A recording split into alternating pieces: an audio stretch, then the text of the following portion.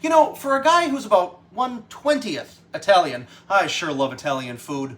Lasagna, fettuccine, pizza, and who could forget all of those delicious desserts? So this week, we're going to take one of my favorite Italian sweets and turn it into a pie. That's right, cannoli pie, up next on Simmer Down.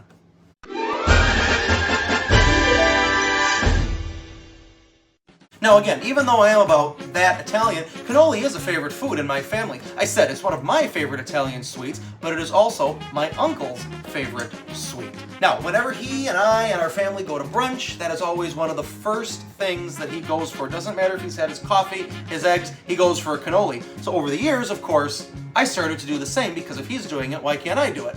Fast forward a couple more years, now we turn it into a little bit of a competition of who can win the cannoli eat-off. Sometimes it's 10-8, sometimes it's 6-4. They're that big, we're not really that gluttonous. But we turn it into a little bit of a competition. We just have a lot of fun with our shared love of cannolis. So since I'm in the Florida kitchen this week, and I'll be seeing my uncle and my aunt several times over the next few days, I thought there's no better time to try this recipe and bring us all together with a cannoli pie.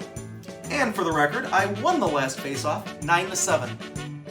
To get started on your cannoli pie, you're going to want to take a 9-inch pie dish, spray your pie dish with some cooking spray, put it aside just for a few minutes. I'm going to take 6 tablespoons of unsalted butter, put it in a mixing bowl, pop it in the microwave, and melt it. Remove it from the microwave. Then you're going to take 1.5 cups of chopped up waffle cone bits. Just go to the store, buy a box of waffle cones, put them in a food processor or a chopper, and chop it up. It doesn't have to be completely fine. You want a little bit of a crunch and a little bit of body left to the waffle cones. You're going to take your waffle cone bits though, pour it into your bowl with the butter, then add finally a tablespoon of granulated sugar and 1/8 of a teaspoon of salt. Mix everything. I don't think I said it yet, but this is our crust. And once you have done that, you're going to get your pie dish back. You're going to pour everything into the pie dish. Press down to form our crust. Bottom, up the sides.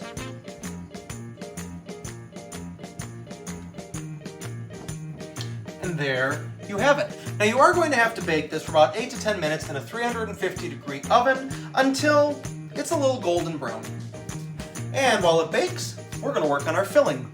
Now for this next step, you are going to need the help of your trusty stand mixer. If you don't have a stand mixer, of course, a hand mixer is just fine. Now because I'm in the Florida kitchen this week, I don't have all of my usual supplies and appliances, but what I do have is my Florida Mixmaster. You ready? You ready for this? Like something out of the Brady Bunch kitchen. This was my grandmother's Mixmaster from, it might quite possibly be the first Mixmaster ever made. It's a long story how it got down to Florida. If you really want to know, I'll tell you sometime, just ask me. But this is what we're going to be using. So, and it still works like new. That's the best part. You'll see that in a little while. Sarah and family in Wisconsin, this is for you. You don't find colors like this anymore. Look at this. This is why we were happier then. We had color. Now, to the bowl of the stand mixer, we are going to add 1.5 cups of ricotta cheese, 8 ounces of mascarpone, and a cup of powdered sugar. Put it on our stand mixer, and just start combining everything. Going to add to it 1.5 teaspoons of vanilla extract. Meantime, we are going to get our crust out of the oven. Going to set it aside, let it cool. Back to our filling, you're going to add in 1 teaspoon of orange zest, then a 1/4 teaspoon of ground cinnamon, and another 1/8 teaspoon of salt. I told you this thing is still purring. Then you're going to finish with 1 cup of mini semi-sweet chocolate chips. Pour that in. At this point, you can probably stop your mixer. Clean off your beaters. Remove it from the base of the mixer. Give everything a good mix. Like so. Then, once our pie crust has cooled, you're going to want to take your filling and spoon it gently into the pie crust. Spread evenly. And there you have it. Now, you're going to want to put your pie in the fridge for about 3 to 4 hours or even overnight until it is set and ready for the finishing touches right before serving. And while we wait, because I am in Florida, and I was in Greektown, Tarpon Springs, Florida, this afternoon for lunch and some shopping, I stopped at my favorite restaurant and bakery, Hellas, and a shout out to my friends there for reminding me that there is something called a Greek cannoli.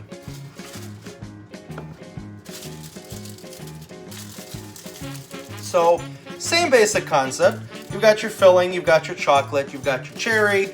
Difference is, it's not the hard cannoli shell, it's more of this puff pastry-like shell. I'm sure in due time, though, I will learn to love it. Should we take a bite? Should we look at this? So there we go.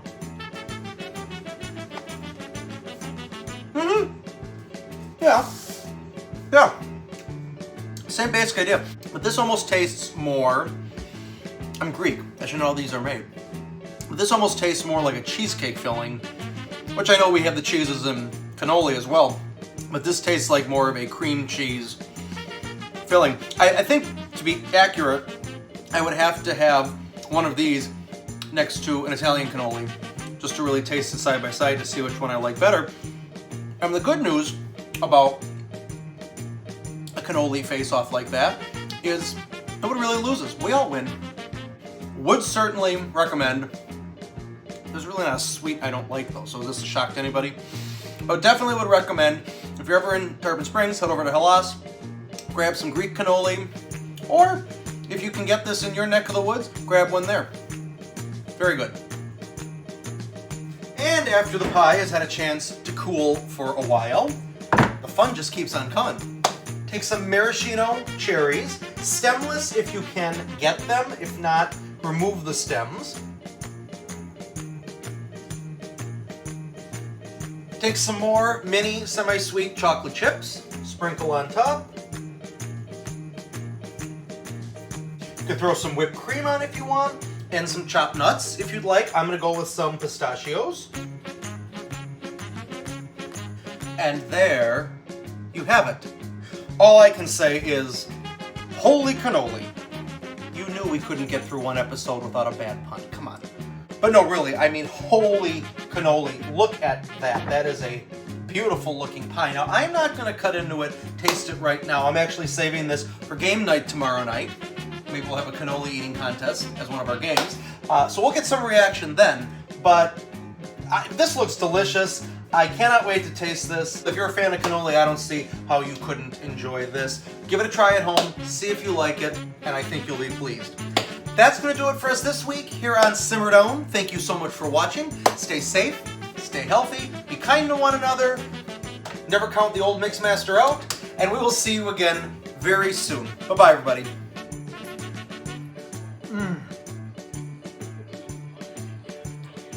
I just take that and put this back.